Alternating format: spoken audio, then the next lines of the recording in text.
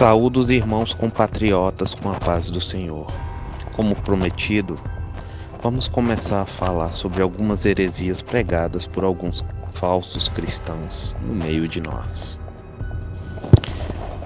Senhor Tiago Lima, eu venho assistindo a alguns dos seus vídeos onde você tem algumas elucubrações, se é que seus comentários têm a dignidade de ser chamadas de elucubrações, sobre a sua luta contra um sistema religioso, do qual, pelo visto, você não entende muito.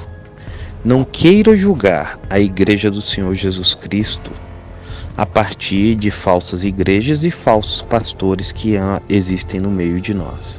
Afinal de contas, o fato de ter lobos vestidos de ovelha dentro do rebanho não faz com que o lobo seja parte do rebanho de ovelhas, como também não pode fazer com que as ovelhas comecem a fazer parte de uma alcateia de lobos, entendeu?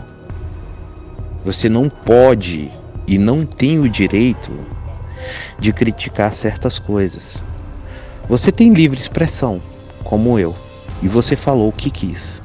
Agora vou usar da minha livre expressão para te ensinar algumas coisas onde você falhou muito. Cara, quem procura, acha. Vou começar primeiro comentando sobre o que você pregou, não é?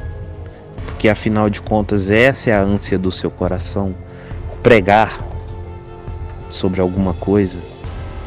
Porque não venha com esse papo furado de que você está esclarecendo as pessoas e tirando elas de um sistema religioso.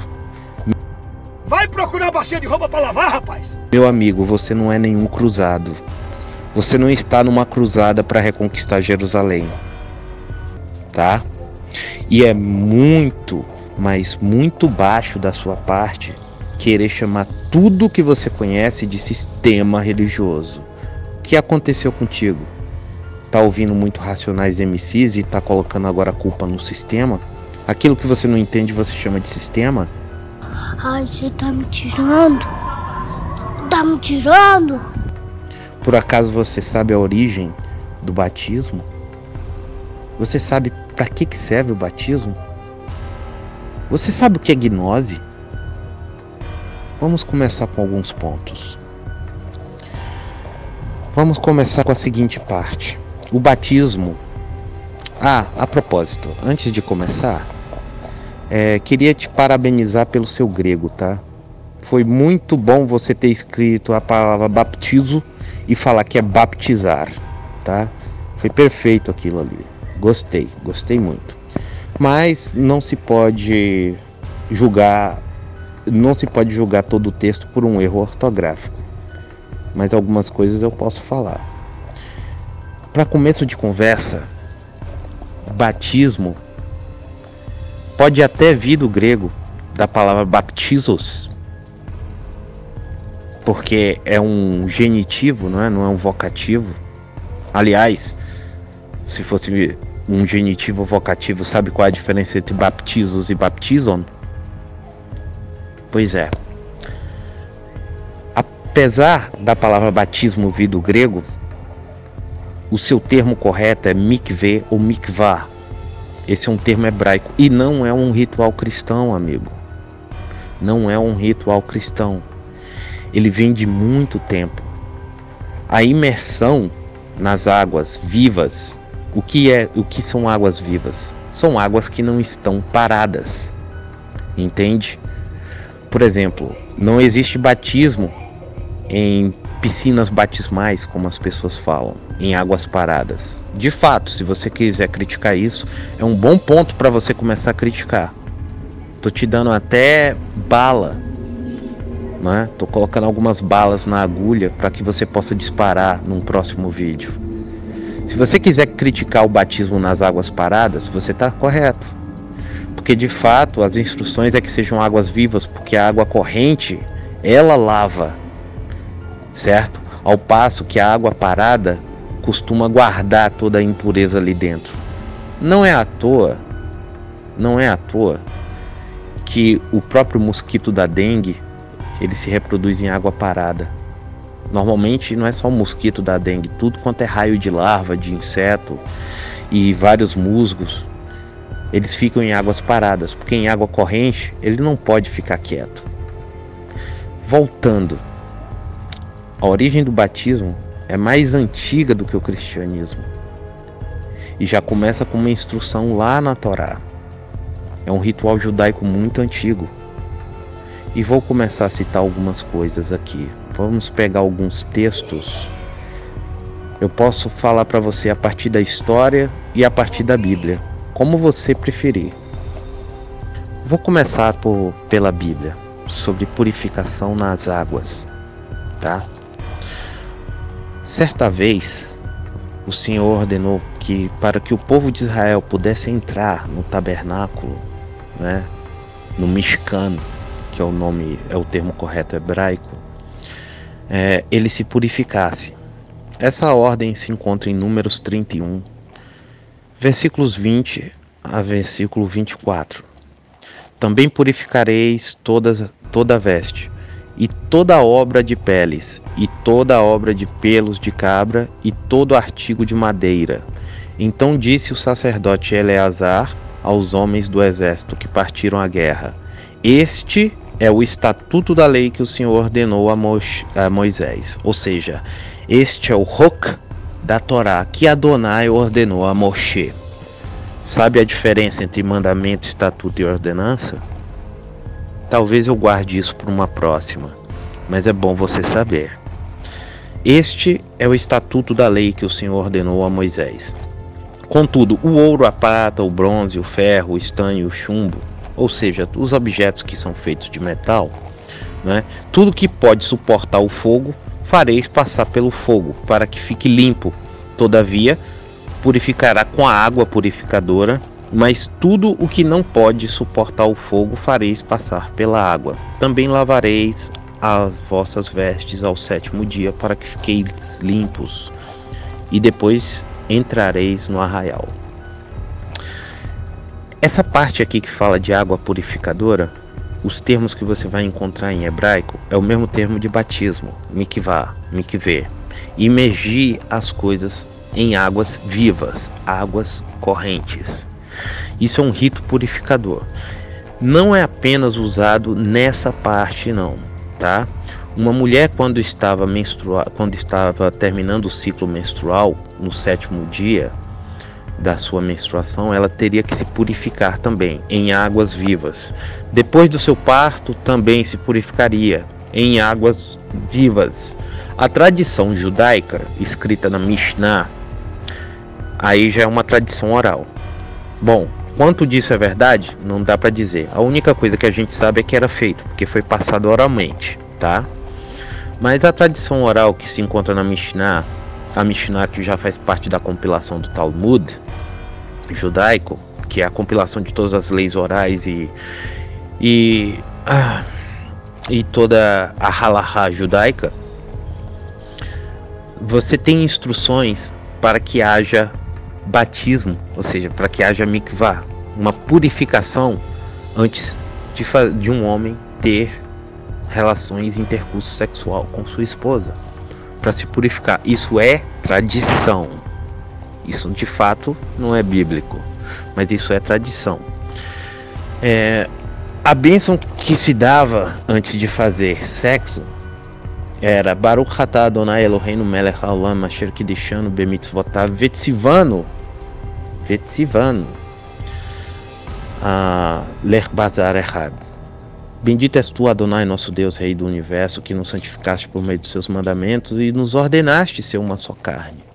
Uma bênção muito boa de você fazer antes, de você promulgar antes de fazer sexo com a sua parceira, ou fazer amor, ou o que você preferir, contanto que vocês tenham uma relação sólida e confirmada perante todos, o que nós chamamos de casamento, inclusive perante Deus. O sexo é permitido, é totalmente aceitável e você pode utilizar dessa bênção. Com o tempo, o judaísmo passou a se solidificar como o judaísmo mesmo, depois do período davídico, já dentro da Babilônia. A partir de lá para cá, houveram conversões de gentios ao judaísmo, e eles tinham que passar pela mikvé. Como é que a mikvé era feita? Normalmente existiam poços ou piscinas batismais, como o pessoal costuma falar, onde passava, eles desviavam água do riacho do Jordão, porque se você nunca viu o Rio Jordão, eu já estive lá em Israel, eu posso te falar isso. Aquilo ali diante dos nossos rios não passa de um riacho. É o único veio d'água natural que tem em Israel. Eram feitas piscinas batismais com degraus, normalmente 7 degraus que você descia para ser imergido e depois se saía do outro lado purificado. Existem vários achados arqueológicos que mostram esse ritual sendo feito antes de Cristo, amigo. Esse é um ritual muito antigo, muito anterior ao cristianismo. Ao descer as piscinas batismais, o novo convertido ao judaísmo, além da circuncisão, tinha que se purificar. Ao fazer aquele ritual de purificação, ele descia as águas dizendo: Baruch atah Adonai Eloheinu melech haolam asher kiddushanu b'mitzvotav hatevla la'olam. Que quer dizer: bendito és tu, Adonai, nosso Deus, Rei do Universo, que nos santificas por meio dos seus mandamentos e nos ordenaste a realizar a imersão. Ou seja, antes mesmo de Cristo, a ideia no coletivo judaico, no coletivo israelita, de que Deus havia ordenado essa imersão. Você vai chamar isso de sistema religioso? Ok, tudo bem. Não há problema nenhum em você chamar isso de sistema religioso, desde que não seja o outro sistema que você quer criar. Mas vamos continuar. Os judeus, depois do exílio da Babilônia, depois da reconstrução do Beit HaMikdash, do Templo de Salomão, da segunda casa, não é? Depois da reconstrução da segunda casa, eles caíram no domínio de Antíoco Epifânio. Caíram no domínio grego. Alexandre Magno tinha conquistado aquela região e, após a morte do imperador, 9 dos seus generais tomaram conta do Império Grego.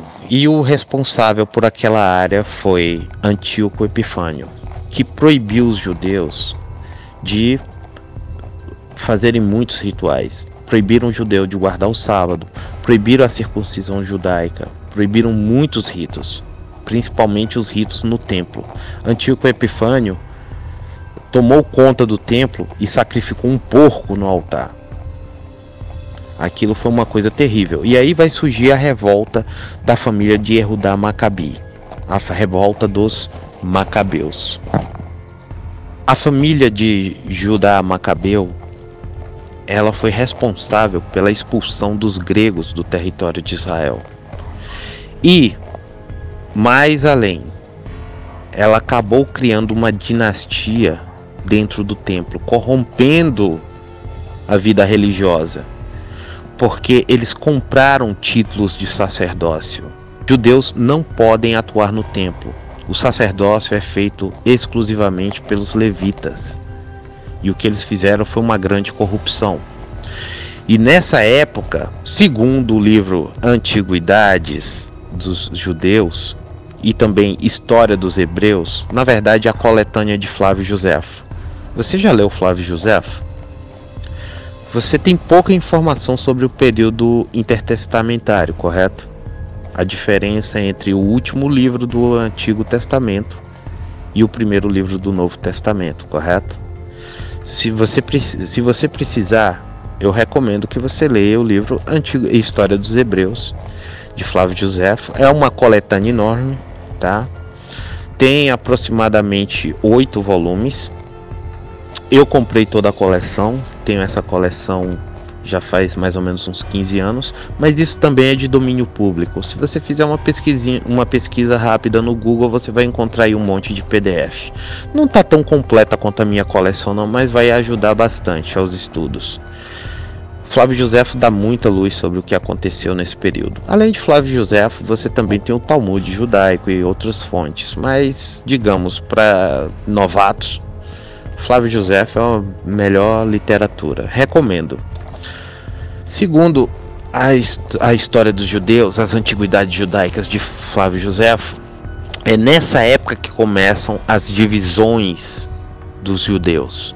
Você começa a ter as facções, as divisões dos Prushim, os fariseus, a divisão dos Essim, que são os essênios, a divisão dos Tzedukim, os descendentes de Tzadok Hasmoni, não é?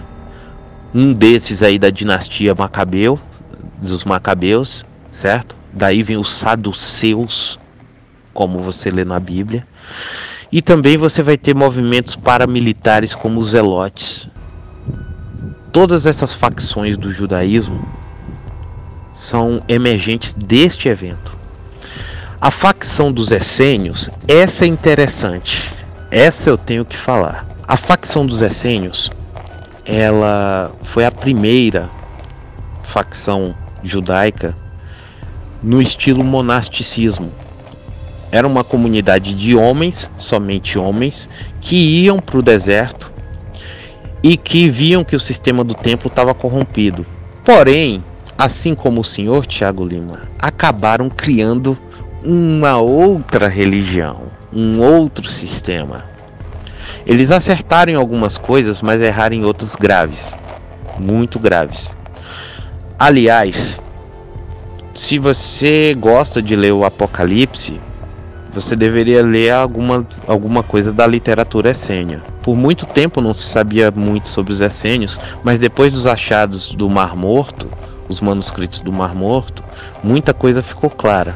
O estilo literário que João o Evangelista utilizou para escrever o livro do Apocalipse, ou em aramaico Giliana, o livro de Giliana foi escrito basicamente em cima de literatura essênia. Não digo que a revelação não venha de Deus ou que é um plágio, eu estou falando do estilo literário, a crítica textual. Sabe o que é isso? Pois bem, os essênios, eles tinham muito essa luta entre o bem e o mal. E eles também criam que logo o Messias viria. Então, aproximadamente 100 anos antes de Cristo,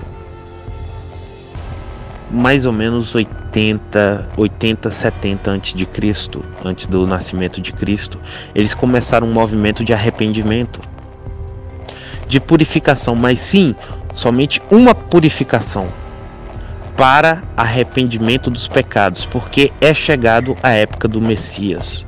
Eles estudavam muito os profetas, eles sabiam que a época estava próxima, e eles criaram esse movimento. Antes de Cristo vir, lembre-se que João Batista, Yohanan Hamatvil, não é? João o imersor, João Batista já saía por Israel pedindo que as pessoas se arrependessem dos seus pecados. E aquela purificação era simbólica. Era simbólica. Simbolizava o seu arrependimento, para que você pudesse receber o reino de Deus.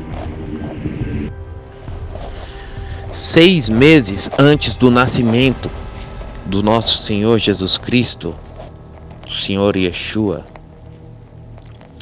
nasceu Yohanan Hamatvil, João o imersor, que saiu preparando o caminho. De fato.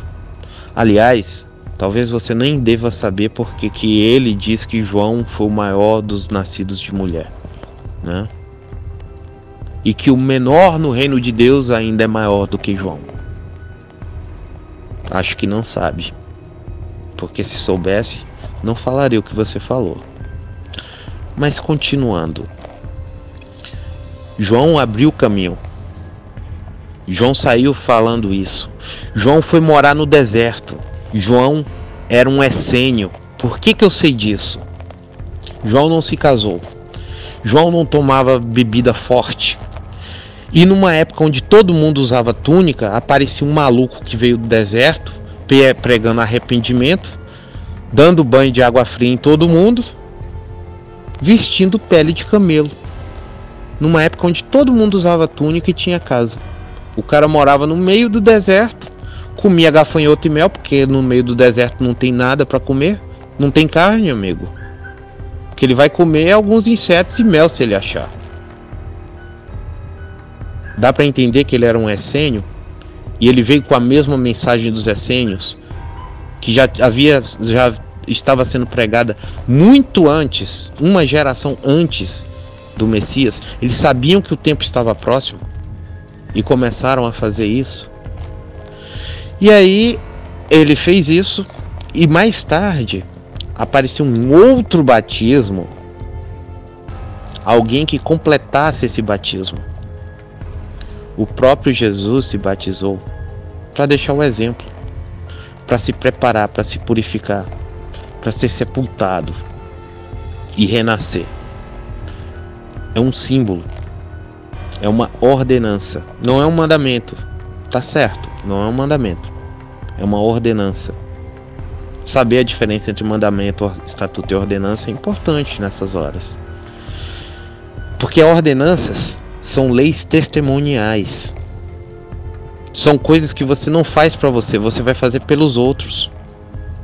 Porque de fato o nascer de novo, o nascer em espírito, nascer de novo, é a base da sua salvação.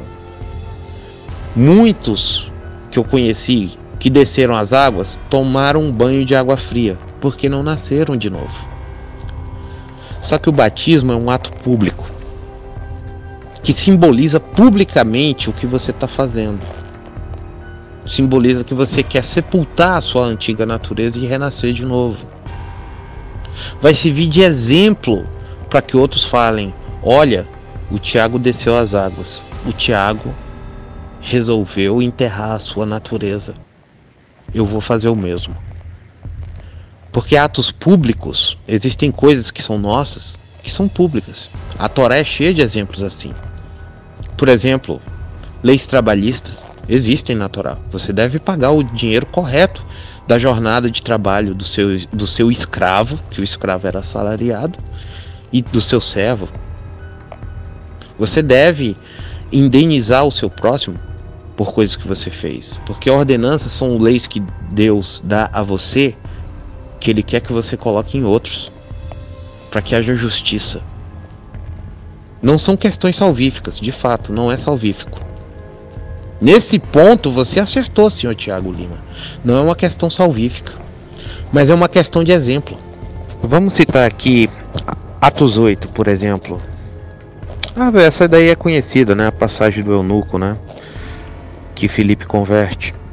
E indo eles caminhando, chegaram ao pé de alguma água, e disse o eunuco: eis aqui água, que me impede que eu seja batizado? E disse Filipe: é lícito, ou seja, é legal, você pode fazer isso, se crês de todo o coração. E respondendo ele, disse: creio que Jesus Cristo é o Filho de Deus. E mandou parar o carro, e desceram ambos a água, tanto Filipe como o eunuco, e o batizou. Esse eunuco só pode ser doido, né? Observe a diferença de interpretação do eunuco para a tua interpretação. Que raio de batismo espiritual foi esse aí que aconteceu? Não é? Aliás, quer mais uma outra? Colossenses 2, versículos 9 até 14. Porque nele habita corporalmente toda a plenitude da perfeição, e estáis perfeitos nele, que é a cabeça de todo principado e potestade, no qual também estáis circuncidados, com a circuncisão não feita por mão, no despojo do corpo e dos pecados da carne, que é a circuncisão do Messias, sepultados com ele no batismo. Nele também ressuscitaste pela fé no poder do Eterno, que ressuscitou dentre os mortos. E quando vós estáveis mortos nos pecados e na circuncisão da vossa carne, vos vivificou juntamente com ele, perdoando-vos todas as ofensas. Dá para entender qual é a diferença entre um símbolo público, uma declaração pública de fé, e o que você vê por aí? Eu não vou discordar de você em alguns pontos, não. Sabe, alguns batismos do reteté, o famoso batismo de fogo, com Oriansuri Cantarabaxaia, né, de Cantarabaxaia. Olha, daquilo que eu não entendo, eu não gosto nem de criticar. Eu creio, sim, em dons de línguas, etc. Eu não saio duvidando de tudo. E eu também tenho o dom de discernimento. Eu sei muito bem quando é falácia, quando não é. Entende? Batizar em línguas? Não. A Bíblia não fala disso. Se você critica isso, você tem meu apoio. Se você fala línguas depois, no seu quarto, com Deus, tranquilo. Isso é uma expressão entre você e Deus, assim como o seu devocional. Eu não tenho nada a ver com isso. Entende? Fazer isso em público, que tipo de testemunho ele está dando? De que ele foi sepultado com Cristo? Ou que ele é algum palhaço? É assim que você faz o discernimento entre as pessoas sérias, as pessoas de bem, aqueles que estão querendo dar algum testemunho e seguir uma ordenança não salvífica, de fato. O nascer de novo é salvífico, sem dúvidas. Nascer de novo é salvífico, mas espera-se daqueles que nasceram de novo, ou que têm algum compromisso, que dê algum testemunho.